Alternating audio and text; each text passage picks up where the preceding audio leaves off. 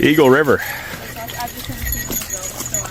This is actually where the mad trapper of Rat River was shot. Canada's most famous manhunt. He was shot about 80 kilometers down here.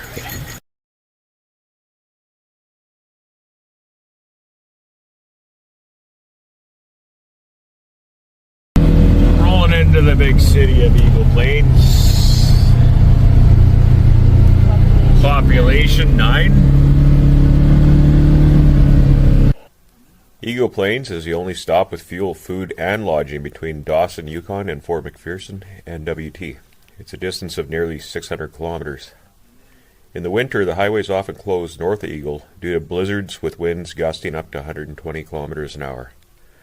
Travelers and transport trucks often get held up at Eagle for up to 12 days at a time.